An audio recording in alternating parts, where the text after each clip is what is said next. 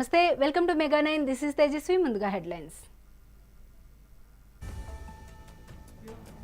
కేంద్ర కేబినెట్ కీలక నిర్ణయాలు, సెమీకండక్టర్ ఇండస్ట్రీకి ప్రోత్సాహం.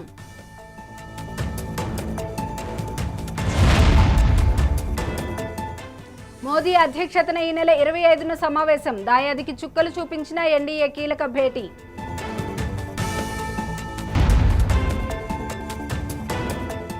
ఇక డీటెయిల్స్లోకి వెళ్తే, కాల్పుల విరమణ తర్వాత ప్రధాని మోడీ అధ్యక్షతన తొలిసారిగా కేంద్ర కేబినెట్ సమావేశం జరిగింది. కాగా ఈ సమావేశంలో కేంద్రం కీలక నిర్ణయాలు తీసుకుంది. సెమీకండక్టర్ ఇండస్ట్రీకి ప్రోత్సాహం అందించాలని నిర్ణయించుకుంది. అలాగే యూపీలోని జేవర్లో 6వ సెమీ కండక్టర్ యూనిట్ నిర్మాణానికి కేంద్రం 3,706 కోట్ల రూపాయలు కేటాయించింది. ఈ నెల 25న ఏపీ సీఎం చంద్రబాబు కుప్పం నియోజకవర్గంలో పర్యటించనున్నారు. శాంతిపురం మండలం శివపురంలో నూతనంగా నిర్మిస్తున్న సొంతింటి గృహప్రవేశ కార్యక్రమంలో కుటుంబ సమేతంగా పాల్గొనున్నారు. కుప్పం పలమనేరు జాతీయ రహదారి పక్కన దాదాపు ఎకరా విస్తీర్ణంలో చంద్రబాబు ఇంటి నిర్మాణం జరుగుతోంది.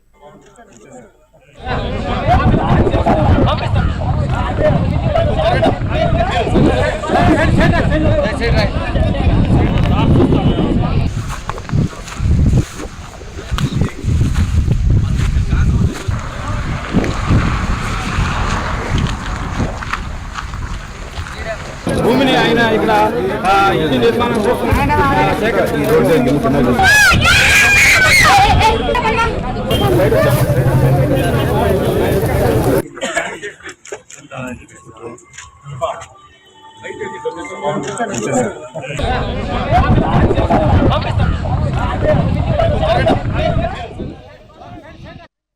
ఆపరేషన్ సింధూర్తో దాయాదికి చుక్కలు చూపించిన తర్వాత ఎన్డీఏ కీలక భేటీ కానుంది. ప్రధానమంత్రి నరేంద్ర మోదీ అధ్యక్షతన ఈ నెల 25న సమావేశం జరగనుంది. ఎన్డీఏ పాలిత రాష్ట్రాల ముఖ్యమంత్రులు, ఉప ముఖ్యమంత్రులు సైతం ఈ సమావేశానికి హాజరు కానున్నారు. ఈ సమావేశంలో ఆపరేషన్ సింధూర్ చేపట్టడానికి గల ముఖ్య ఉద్దేశాన్ని ఎన్డీఏ నేతలకు వివరించనున్నట్లు సమాచారం. ఈ కీలక భేటీకి ఏపీ ముఖ్యమంత్రి చంద్రబాబు, ఉప ముఖ్యమంత్రి పవన్ కళ్యాణ్ హాజరు కానున్నట్లు తెలుస్తోంది.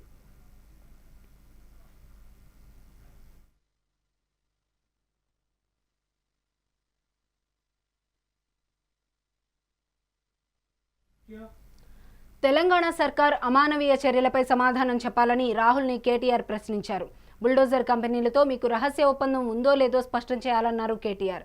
ప్రతిరోజు పేదల ఇళ్లను ఎందుకు కూలుస్తున్నారో చెప్పాలన్నారు. వరంగల్లో సుందరీమణులు వస్తున్నారంటూ పేదల ఇళ్లను ధ్వంసం చేస్తున్నారని కేటీఆర్ మండిపడ్డారు. పేదల జీవితాలు రాక్షస బుల్డోజర్ల కింద నలిగిపోతున్నాయని ఆవేదన వ్యక్తం చేశారు. 200 కోట్ల రూపాయల ప్రజాసొమ్ముతో రాజభవనాల్లో విందులు పెట్టడం ప్రజాపాలన అని కేటీఆర్ ప్రశ్నించారు.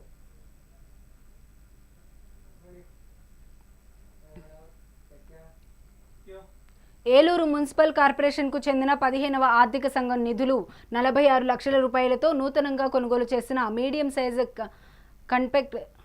కంపాక్టర్ మేయర్ నూర్జహాన్ పెదబాబు జెండా ఊపి ప్రారంభించారు. శాసనసభ్యులు బడేటి రాధాకృష్ణయ్య ఆదేశాలతో ఏలూరు నగరపాలక సంస్థ పరిధిలో పారిశుద్ధ్య పనులపై ప్రత్యేక దృష్టి సారించడం జరిగిందన్నారు.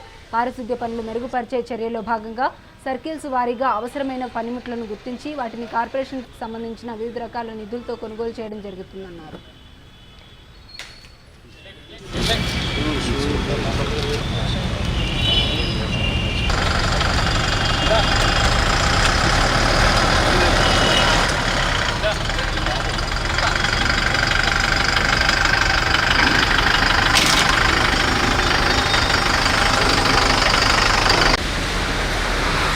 కార్పొరేషన్కి సంబంధించి 15వ ఆర్థిక సంఘ నిధులతో 46 లక్షల రూపాయలతో మరి మీడియం సైజు కాంపాక్టర్ని కొనుగోలు చేసి ఈ రోజున ప్రారంభించుకోవడం జరుగుతుంది. ఏదైతే మరి పారిశుద్ధ్య పనులను మెరుగుపరిచే చర్యల్లో భాగంగా ఏదైతే అవసరమైనటువంటి వాహనాలు కానివ్వండి, ట్రాక్టర్స్ కానివ్వండి, కాంపాక్టర్స్ కానీ ఇవన్నీ కూడా కొనుగోలు చేయడం జరుగుతుంది.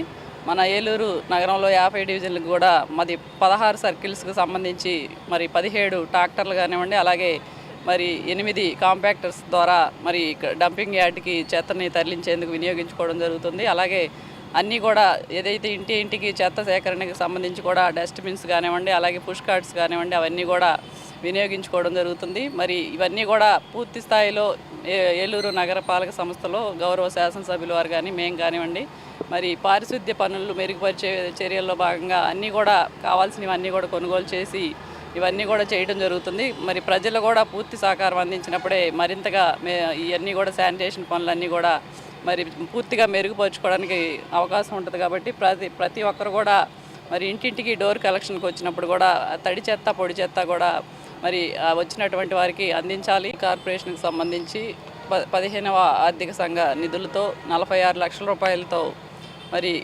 మీడియం సైజు కాంపాక్టర్ని కొనుగోలు చేసి ఈ రోజున ప్రారంభించుకోవడం జరుగుతుంది. ఏదైతే మరి పారిశుద్ధ్య పనులను మెరుగుపరిచే చర్యల్లో భాగంగా ఏదైతే అవసరమైనటువంటి వాహనాలు కానివ్వండి, ట్రాక్టర్స్ కానివ్వండి, కాంపాక్టర్స్ కానీ ఇవన్నీ కూడా కొనుగోలు చేయడం జరుగుతుంది.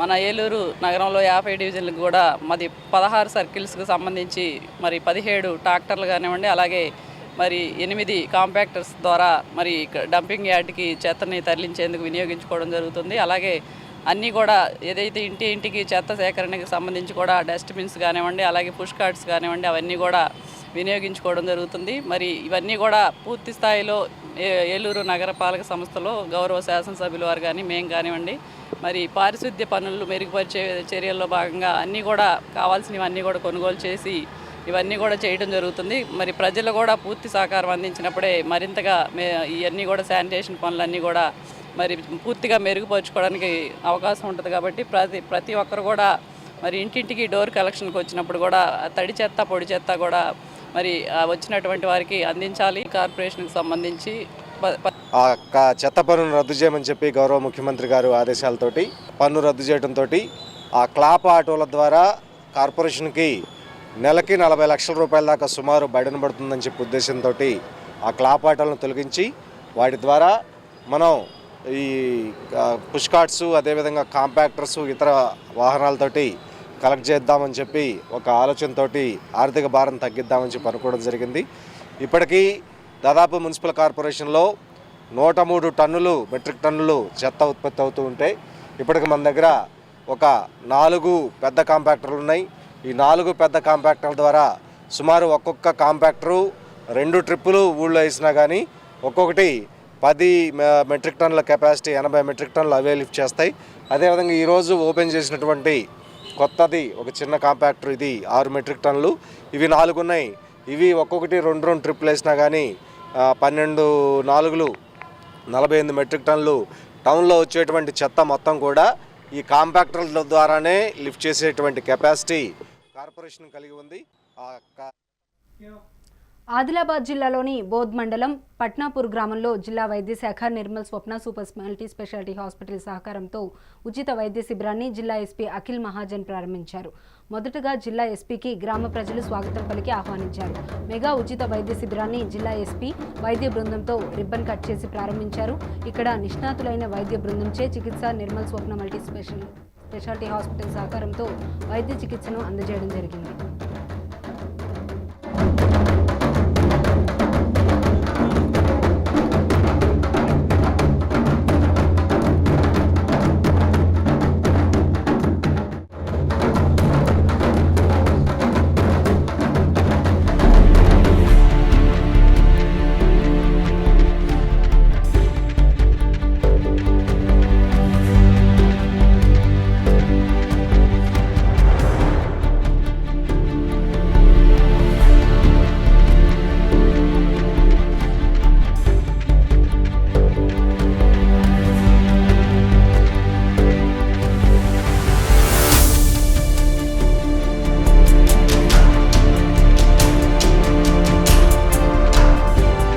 ఇప్పుడు మనం మీ చైన్ పైన కూడా దృష్టి పెడతాము ఇప్పటి నుండి. సో ఎవరైనా చైన్లో ఉంటే మీరు తొందరగా తీసి ఆ మంట పెట్టి ఖరాబ్ చేయండి. ఎందుకంటే మనకి దొరికితే మళ్ళీ కేసు అవుతుంది, అనవసరంగా కేసు అవుతుంది. ఇప్పుడు నాకు మీ పైన కేసు పెట్టాలి ఏం లేదు, బట్ ఆ గాంజా ఏంటి అంటే చాలా పెద్ద మత్తు పదార్థం. దాంతో మొత్తం మైండ్ ఖరాబ్ అవుతుంది, తాగిన వాళ్ళ మొత్తం ఫ్యూచర్ ఖరాబ్ అవుతుంది. ఎవరైనా తాగుతున్నారో వాళ్ళ కుటుంబం ఫ్యూచర్ కూడా ఖరాబ్ అవుతుంది. సో దయచేసి ఎవరైనా అలవాటు ఉంది పండించుకోవడానికి మీరు బంద్ చేయండి. ఎవరైనా అలవాటు ఉండి తాగడానికి మనకి ఇన్ఫార్మ్ చేయండి. మన దగ్గర ఆదిలాబాద్లో మనం ఒక డవ్ సెంటర్ పెట్టుకున్నాము. అక్కడ మీకు కౌన్సిలింగ్ చేసి అది కూడా తీపిస్తాము మనం. ఇప్పుడు మనం మీ చైన్ పైన కూడా దృష్టి పెడతాము ఇప్పటి నుండి. సో ఎవరైనా చైన్లో ఉంటే మీరు తొందరగా తీసి ఆ ఆ మంట పెట్టి ఖరాబ్ చేయండి, ఎందుకంటే మనకి దొరికితే మళ్ళీ కేసు అవుతుంది, అనవసరంగా కేసు అవుతుంది. ఇప్పుడు నాకు మీ పైన కేసు పెట్టాలి ఏం లేదు, బట్ ఆ గాంజా ఏంటి అంటే చాలా పెద్ద మత్తు పదార్థం. దాంతో మొత్తం మైండ్ ఖరాబ్ అవుతుంది, తాగిన వాళ్ళ మొత్తం ఫ్యూచర్ ఖరాబ్ అవుతుంది, ఎవరైనా తాగుతున్నారో వాళ్ళ కుటుంబం ఫ్యూచర్ కూడా ఖరాబ్ అవుతుంది. సో దయచేసి ఎవరైనా అలవాటు ఉంది పండించుకోవడానికి మీరు బంద్ చేయండి, ఎవరైనా అలవాటు ఉంది తాగడానికి మనకి ఇన్ఫార్మ్ చేయండి. మన దగ్గర ఆదిలాబాద్లో మనం ఒక డవ్ సెంటర్ పెట్టుకున్నాము, అక్కడ మీకు కౌన్సిలింగ్ చేసి అది కూడా తీపిస్తాము మనం. ఇప్పుడు మనం మీ చైన్ పైన కూడా దృష్టి పెడతాము ఇప్పటి నుండి. సో ఎవరైనా చైన్లో ఉంటే మీరు తొందరగా తీసి ఆ మంట పెట్టి ఖరాబ్ చేయండి, ఎందుకంటే మనకి దొరికితే మళ్ళీ కేసు అవుతుంది, అనవసరంగా కేసు అవుతుంది. ఇప్పుడు నాకు మీ పైన కేసు పెట్టాలి ఏం లేదు, బట్ ఆ గాంజా ఏంటి అంటే చాలా పెద్ద మత్తు పదార్థం. దాంతో మొత్తం మైండ్ ఖరాబ్ అవుతుంది. ఓరుగల్లు రమణీయ అందాలను శిల్పకళా సంపదను వీక్షించడానికి నేడు ప్రపంచ సుందరీమణులు రానున్నారు. ఈ మేరకు అధికారులు ఇప్పటికే ఏర్పాట్లన్నీ పూర్తి చేశారు. ఎలాంటి అవాంఛనీయ ఘటనలు జరగకుండా భారీ భద్రతా ఏర్పాట్లు చేశారు. సుందరీమణులు వస్తున్న సందర్భంగా నగర ప్రజలంతా ఆసక్తిగా ఎదురుచూస్తున్నారు. మిస్ వరల్డ్ పోటీదారుల పర్యటనకు సంబంధించిన మరిన్ని వివరాలు మా వరంగల్ ప్రతినిధి రాము అందిస్తారు.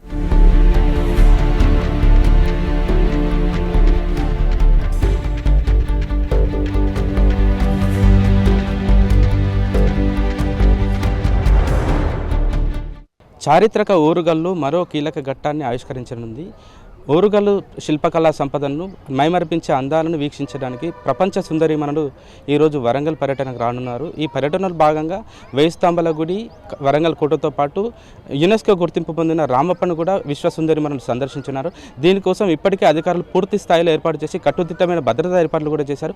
ముందుగా ఈరోజు సాయంత్రం 4:30 గంటలకి హరిత హోటల్కి చేరుకుంటున్న విశ్వ సుందరీమణులు అక్కడ కాసేపు రెస్ట్ తీసుకుంటారు. వాళ్ళకు తెలంగాణ సంస్కృతికి అద్దంగా నిలిచే బతుకమ్మ బోనాలతో పాటు సంగీత నృత్యాలతో వాళ్ళకు భారీగా ఏర్పాట్లు చేయడం కోసం ఇప్పటికే ఏర్పాట్లు పూర్తి చేశారని చెప్పుకోవచ్చు. అంతేకాకుండా ఈ ఏర్పాట్లలో భాగంగా వీళ్ళు 4:30కు హరిత హోటల్కి చేరుకున్న విశ్వసుందరీమణులు 5:30కు వేయి స్తంభాల గుడి, ప్రపంచ ప్రఖ్యాతిగాంచిన శతాబ్దాల చరిత్ర కలిగిన వేయి స్తంభాల గుడితో పాటు వరంగల్ కిలా కోటను కూడా సందర్శిస్తున్నారు.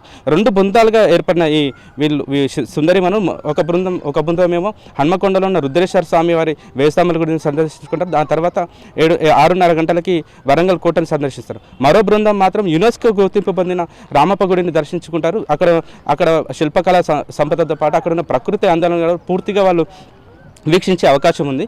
అంతేకాకుండా దీనికోసం పూర్తిగా 2 కలెక్టర్లు, హన్మకొండ కలెక్టర్ ప్రావీణ్యతో పాటు ములుగు జిల్లా ఎస్పీ శబరీష్ కూడా పూర్తిగా ఈ ఏర్పాట్లను పూర్తి చేశారని చెప్పుకోవచ్చు. ఎక్కడ కూడా ఎలాంటి అవాంఛనీయ సంఘటనలు జరగకుండా, ఏదైనా చిన్నపాటి ఇన్సిడెంట్ జరిగితే దేశవ్యాప్తంగా ఉండే ఇబ్బంది అవుతున్న నేపథ్యంలో పూర్తిగా పోలీస్ బలగాల్లోకి, పోలీస్ కంట్రోల్లోకి మొత్తం పరిస్థితులు వచ్చాయని చెప్పి పూర్తిగా తెలుస్తుంది. అంతేకాకుండా ఈ విశ్వసుందరీమణులు ఓరుగల్లుకు సంబంధించిన పూర్తి శిల్ప సంపదను సందర్శించడం ద్వారా ప్రపంచ మీడియా కూడా పూర్తిగా అసలు వరంగల్లో ఏం జరుగుతుంది, తెలంగాణ అసలు ఎందుకు ఈ మిస్ వరల్డ్ పోటీలకు ఆతిథ్యం ఇచ్చింది, ఈ శిల్పకళ సందర్శించడం ద్వారా వరంగల్ కీర్తి ఏ మేరకు ఖండాతరాలకు విస్తరిస్తుందని చెప్పి సామాన్య ప్రజలతో పాటు సామాజికవేత్తలు కూడా ఒకంత ఆశ్చర్యం వ్యక్తం చేస్తున్నారు. ఈ పోటీలు ఈ విధంగా జరగడం ద్వారా పూర్తిగా వరంగల్తో పాటు తెలంగాణ కూడా విశ్వవ్యాప్తంగా ప్రపంచ పటంలోకి ఎక్కుతుంది. అంతేకాకుండా యునెస్కో గుర్తింపు పొందిన రామప్పతో పాటు శతాబ్దాల చరిత్ర కలిగిన వేయి స్తంభాల గుడి చరిత్ర కూడా పూర్తిగా ఖండాంతరాలకు విస్తరిస్తుందని చెప్పి సామాన్య పౌరులు కూడా ఆశాభావం తెచ్చింది. అంతేకాకుండా విశ్వసుందరీమణులు ఏ విధంగా వస్తారు, వాళ్ళు ఎలాంటి ఫోటో గ్యాలరీ ఉంటుంది, పూర్తిగా ఆసక్తికి నెలకొన్న పరిస్థితి. కెమెరా పర్సన్ భిక్షపత్తు, రాము, మెగానంటి, వరంగల్. శాతవాహనుల కాలం నాటి 2వ పులకేసి నిర్మించిన జైన ఆలయం అది. కానీ కాలగమనంలో రూపాంతరం చెందింది. కాకతీయుల కాలంలో శివాలయంగా మారింది. అంతేకాదు, ఈ ఆలయ శిల్ప నైపుణ్యమే కాదు, ఎన్నో అద్భుతాలకు నిలయం. నిత్య నీరాజనాలు అందుకుంటున్న ఇందూరు నీలకంఠేశ్వర ఆలయంపై మెగా9 టీవీ ప్రత్యేక కథనం. ఇందూరులో శివుడు నీలకంఠునిగా కొలువుదీరాడు. 1400 ఏళ్ల చరిత్ర కలిగిన శైవక్షేత్రం కావడం వల్ల ఇక్కడ నిత్యం శివనామ స్మరణ మార్మవుతోంది. స్వయంభూగా వెలిసిన నీలకంఠుడు శతాబ్దాలుగా పూజలు అందుకుంటున్నాడు. ఆలయ ప్రాకారాలు, గోపురాలపై శిల్పకళల మేళవింపు ఈ ఆలయంలో అడుగడుగునా కనిపిస్తుంది. వర్ణభరితంగా అందమైన కళాకృతులతో ఈ ఆలయం నేత్రపర్వంగా విరాజిల్లుతోంది.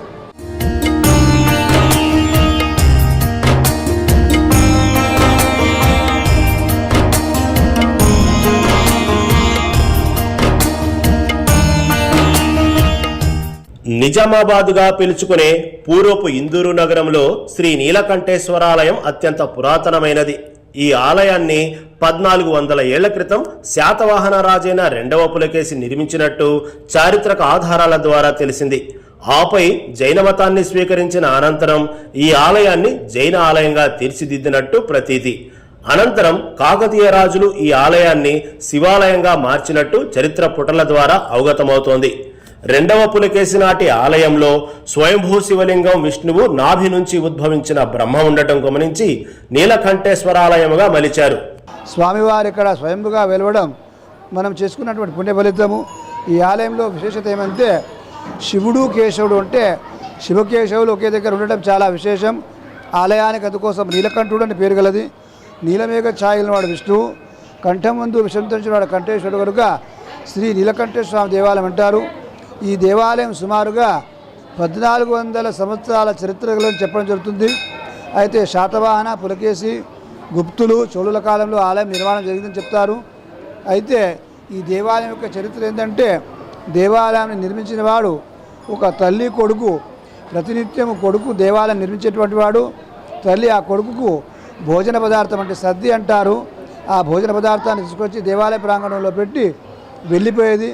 అదేవిధంగా రోజువారీ కార్యక్రమం జరుగుతుండగా ఒకరోజు ఆ కొడుకు అంటాడు, అమ్మా ఈరోజు నేను దేవాలయం యొక్క శిఖరాన్ని ప్రతిష్టాపిస్తున్నాను, నువ్వు ఇంటికి వెళ్ళేటప్పుడు మర్రి చూడబాకు అన్నాడు. ఎందుకంటే అనాది కాలం నుంచి మన దగ్గర గురుమంత్రం కానీ ఏదైనా బీజమంత్రాలు ఉంటే చెవులో చెప్పేవాళ్ళు. అదే ప్రకారంగా తల్లి చెప్పిన కొడుకు చెప్పిన ప్రకారం తల్లి యథావిధిగా భోజన పదార్థాన్ని దేవాలయ ప్రాంగణంలో పెట్టి దేవాలయం ప్రాంగణం నుంచి కొద్ది దూరం వెళ్ళిన తర్వాత పుత్రవాత్సల్యం కలిగి నా కుమారుడు ఎందుకు ఈ విధంగా అన్నాడు అని కొద్ది దూరం వెళ్ళి వెనక తిరిగి చూడడం జరిగింది. ఆయన పైనుంచి కింద పడి అదృశ్యమయ్యాడు. ఆమె అక్కడ సమాధిగా మారింది. అనాది కాలం నుంచి అప్పటి నుంచి ఇప్పటి వరకు మాఘ శుద్ధ సప్తమి రోజున స్వామివారి శయాన దేవాలయ ప్రాంగణం నుంచి ఆ తల్లి సమాధి వరకు వెళ్ళి ఆ తల్లికి దర్శనమిచ్చి రావడం ఆనవాయితీగా ఉంది. ఆలయ చరిత్రానుసారం ఈ ఆలయ శిఖరం మాఘశుద్ధ సప్తమి నాడు రథసప్తమి పర్వదినాన జరిగినట్టు తెలుస్తోంది. ఈ విషయానికి సంబంధించి ఓ పురాణ గాథ ప్రచారంలో ఉంది. శిఖర స్థాపన రోజు శిల్పి తన కోసం భోజనం తీసుకొచ్చి తన తల్లితో ఒక రహస్యం చెప్పాడట. తాను శిఖర స్థాపన చేస్తున్నానని భోజనం పెట్టేసి వెనక్కి తిరిగి చూడకుండా వెళ్లాలని తల్లికి చెప్పాడట. అయితే పుత్రవాత్సల్యంతో కొద్ది దూరం వెళ్ళాక తల్లి శిఖరం వైపు చూసిందట. అంతే, అకస్మాత్తుగా శిల్పి అదృశ్యం కావడం, కొద్ది దూరం వెళ్ళాక తల్లి నిలబడ్డ స్థానంలోనే సమాధి కావడం ఏకకాలంలో జరిగాయట. ఈ ఘటన జరిగాక ప్రతి రథసప్తమి నాడు తాను రథంపై ఆలయం నుంచి ఊరేగింపుగా వెళ్లి తన తల్లి సమాధిని సందర్శిస్తానని తన వంశీకులకు కలలో కనిపించి చెప్పారట. అప్పటి నుంచి ఏటా రథసప్తమి నాడు రథం ఊరేగింపు వైభవంగా నిర్వహిస్తారు. ఆలయానికి సమీపంలో రోడ్డు మధ్యలో ఉన్న శిల్పి తల్లి సమాధి వరకు రథం ఊరేగింపు ఉంటుంది. దేవాలయంలో మకర సంక్రాంతి రోజున స్వామివారి కళ్యాణము, అదేవిధంగా మాఘశుద్ధ సప్తమి రోజున స్వామివారి రథోత్సవం, అదేవిధంగా మాఘశుద్ధ సప్తమి తెల్లారి అష్టమి రోజున స్వామివారికి పుష్కరిణిలో అపమృత స్నానం అంటే స్వామివారి ఊరేగింపు వచ్చిన తర్వాత ఆ కోనేటిలో అభిషేకం చేస్తారు స్వామివారికి. అదేవిధంగా ఉగాది రోజు పంచాంగ శ్రవణం, అభిషేక కార్యక్రమాలు, హనుమతి జయంతి, దేవీ నవరాత్రులు, గణపతి నవరాత్రులు, కార్తీక శ్రావణ మాస ఉత్సవాలు, అనేక రకమైన ఉత్సవాలు నిర్వహిస్తుంది. భక్తులు పలు ప్రాంతంలో నుంచి వచ్చి ఆలయంలో స్వామివారి దర్శనం చేసుకుంటారు. అంతేకాకుండా ప్రతి సోమవారం దేవాలయంలో అన్నం యొక్క మహాప్రసాదం స్వామివారికి ప్రసాదం దొరుకుతుంది. ఇక గర్భాలయానికి ముందు ప్రధాన ద్వారం పైన విఘ్నేశ్వరుని మూర్తి ఉంటుంది. ఆ వినాయకుని ఆశీస్సులతో భక్తులు ముందుకు సాగుతారు. ఆ ప్రధాన ద్వారం కూడా పురాతన కళా వైభవాన్ని చాటడం చెప్పుకోదగ్గ విషయం. పరమశివుడు దర్శనమిచ్చే ఈ గర్భాలయంలోనే శ్రీ మహావిష్ణువు కూడా దర్శనమిస్తాడు. మరోవైపు విష్ణుమూర్తికి సపర్యలు చేస్తున్న శ్రీ మహాలక్ష్మి వార్ల విగ్రహాలు సైతం భక్తిభావాన్ని పెంచుతాయి. శ్రీ మహావిష్ణువు కూడా ఉండటంతో ఈ ఆలయం శివకేశవ క్షేత్రంగా కూడా పిలువబడుతుంది. శివాలయానికి గత 5 సంవత్సరాల నుంచి దర్శించుకుంటూ ఉంటాం. ప్రతి మాస శివరాత్రికి కానీ పౌర్ణమికి కానీ ఇక్కడ అభిషేకం ఎలాంటిది నిర్వహించినా కానీ అంటే సకల కోరికలు నెరవేరుతాయని శివుడే స్వయంగా శివమహాపురాణంలో పార్వతీదేవికి 16 సోమవారాలు ఎవరైతే ఇక్కడ అభిషేకం చేసి వాళ్ళు ఎలాంటి కోరిక ధర్మబద్ధమైన కోరిక కోరుకుంటే అది నెరవేరుతుందని శివుడే సాక్షాత్తు చెప్పారు. ప్రతిదీ స్పెషల్గా ఉంటుంది. మనం ఏది మొక్కుకున్నా ఖచ్చితంగా తీరుతుంది. ఎందుకంటే బాగా పవర్ఫుల్, శివయ్య అద్భుతం, అంతే ఇక. అవునవును, వస్తాం. అత్యంత మహిమాన్వితమైన పుణ్యక్షేత్రమైన శ్రీ నీలకంఠేశ్వర ఆలయంలో జైన ఆర్య శిల్ప కళా కౌశల అపురూప ఆలయం ఇది. ఆలయం అంతా మనోహరమైన స్తంభాలు, కట్టడాలతో అందంగా ఆహ్లాదకరంగా ఉండటం విశేషం. ప్రతి సోమవారంతో పాటు నిత్యం శంభో శివశంభో అంటూ భక్తులు పెద్ద సంఖ్యలో పరమేశ్వరుని దర్శించుకుంటూ భక్తి పారవశ్యంలో ముని తేలుతున్నారు. ప్రధాన ఆలయంలో స్వామివారికి ఎదురుగా భారీ ఆకారంలో శిరారూపంలో ఉన్న నందీశ్వరుడు దర్శనమిస్తాడు. గర్భాలయం ఎడమవైపున పార్వతీ అమ్మవారి అపురూప దర్శనం కలుగుతుంది. సర్వాలకింత శోభితురాలైన ఆ తల్లి సకల భాగ్యాలనిచ్చే చల్లని తల్లిగా విరాజిల్లుతోంది. పసుపు ముఖారవిందంతో దర్శనమిచ్చే ఆ పార్వతీమాత వల్లే ఇందూరులో పాడి పంటలు చల్లగా ఉంటాయని అందరూ భావిస్తుంటారు. చాలా బాగా అనిపిస్తుందండి. రుద్రాభిషేకం చేసిన రోజు మాకు ఆనందం ఉంటుంది. మనం ఏదనుకున్నా ఆ కోరిక నెరవేరుతుంది. ఓం నమః శివాయ. మేము చాలా రోజుల నుంచి వస్తున్నాము. ప్రతి సోమవారం దర్శనం చేసుకుంటుంటాము. ఎప్పుడన్నా బుద్ధి పుట్టినప్పుడు రుద్రాభిషేకం చేస్తాము. మా ఇంటి వెళ్ళకు రాజన్న, యాక్చువల్గా వేముల రాజన్న, అదే ఇక్కడ మేము మాకు వీలుని బట్టి ఇక్కడ వస్తున్నాం. ఇక్కడ మేము ప్రతి సోమవారం వస్తాం. శివాలయంలో ఇక్కడ మనం ఏదనుకుంటే అది జరుగుతుంది. అందుకనేసి మేము కంఠేశ్వరుని ఇక్కడ శివాలయాన్ని నమ్మి మేము ప్రతి సోమవారం ఇక్కడికి వస్తాము. అన్నదానం అన్నం ప్రసాదానం తింటాము. ఇంకా నమస్కారం ఇచ్చుకొని మనం అన్నది ఏదైతే అనుకుంటామో అది ఖచ్చితంగా జరుగుతుంది. ఇక్కడ మనం ఏదైనా అనుకున్నా కానీ, ఏదన్నా మనసులో అనుకున్నా కానీ ఇక్కడ ఈ నీలకంఠేశ్వర గుడిలో, శివాలయంలో ఖచ్చితంగా జరుగుతుందండి. 3 ఎకరాల సువిశాల ప్రాంగణంలో ఉండే ఈ ఆలయంలో ఉత్తర దిక్కునున్న పుష్కరిణిలో భక్తులు పుణ్యస్నానాలు ఆచరిస్తారు. భక్తులు కొంగు బంగారమై దివ్యధామంగా విరాజిల్లుతోంది. ఇందూరు నగర నడిబొడ్డున ఉన్న ఈ ఆలయ ప్రాంతాన్ని కంఠేశ్వర్ అని పిలుస్తారు. ఈ మన్మరాలు వచ్చింది, అన్నదానం మొక్కుకున్నాను. ఈరోజు అన్నదానం రుద్రాభిషేకం ఇక్కడ నీలకంఠేశ్వర స్వామికి అన్నదానం చేస్తున్నాం. అన్నదానం కార్యక్రమం అయిపోయింది. ఇక అందరికి మేమే చేశాము. ఇక మా అమ్మాయి జన్మించింది, శివ ఆశీర్వాదంతో మేము పైకి వచ్చినాం. నీలకంఠేశ్వర స్వామికి దగ్గరికి మా ఇంటి దైవము. ఏదనుకున్నా మాకు అవుతుంది. కొద్దిగా లేట్ అయినా కానీ మాకు అవుతుంది. మాకు ఈ దేవుడు అంటే చాలా ఇష్టము. మేము ఎప్పుడు వారం వస్తాము. నా పేరు లక్ష్మి, మాది నిజామాబాద్. ఈ యొక్క ఆలయము స్వయంభూ దేవస్థానము, ప్రాచీనమైన పురాతనమైన ఆలయము. ఈ ఆలయం నందు ప్రతినిత్యము భక్తులతో కిటకిటలాడును. ఈరోజు సోమవారం కాబట్టి ఈరోజు ఉదయము ప్రాతకాల పూజతో మొదలుకొని భక్తుల ద్వారా అభిషేకాలు, మధ్యాహ్నము 12 గంటలకు భక్తుల సౌకర్యార్థము అన్నదాన కార్యక్రమము మరియు సాయంత్రము పల్లకి, తదనంతరము భజన కార్యక్రమం కలుగును. ఈ యొక్క ఆలయం నందు సోమవారం జరిగే కార్యక్రమాలు. ఇటు కార్యక్రమం నందు భక్తులు, పురప్రముఖులు, పాత్రికేయులు అందరి సహాయ సహకారాలతో ఈ యొక్క కార్యక్రమాలు నిర్వహిస్తున్నాము. ప్రతి ఒక్కరు కూడా సోమవారం రావడము, దేవునికి ఒక రకరకాల వారికి అనుకున్న కోరికతో పూజలు చేయడము, అలాగే గుడి తరఫున కానీ అన్నదానాలు చేయడం కానీ అన్నీ జరుగుతుంటాయి. అయితే దీనికి ఒక ప్రశస్తి గల గుడి కాబట్టి మనం అందరం కూడా వద్దాం. కేవలం ఒక శివనామ స్మరణము, ఓం నమః శివాయ, ఓం నమః శివాయ, ఓం నమః శివాయ అంతే కూడా చాలు. 11 సార్లు కానివ్వండి, 21 సార్లు కానివ్వండి, 108 సార్లు కానివ్వండి అన్నట్టయితే కూడా దేవుడి యొక్క ఆశీస్సులు మనకు లభిస్తాయని కూడా చెప్పడం జరిగింది. అయితే అందరూ కూడా ఈ విషయాన్ని గమనిద్దాం. భక్తులందరూ శివుని దర్శించుకొని వారి వారి కోరికలు నిర్వహిస్తూ అందరూ కూడా సుభిక్షంగా ఉండాలి. మన నగరం కూడా సుభిక్షంగా ఉండాలి. అన్ని రంగాల్లో మన యొక్క ఇందూరు నగరం వర్ధిల్లాలి అని కోరుదాం. ఓం నమః శివాయ, ఓం నమః శివాయ, ఓం నమః శివాయ. నేను రాజ్ కుమార్ సుబేదార్ అండి, అడ్వకేట్, ఇందూరు నగరం.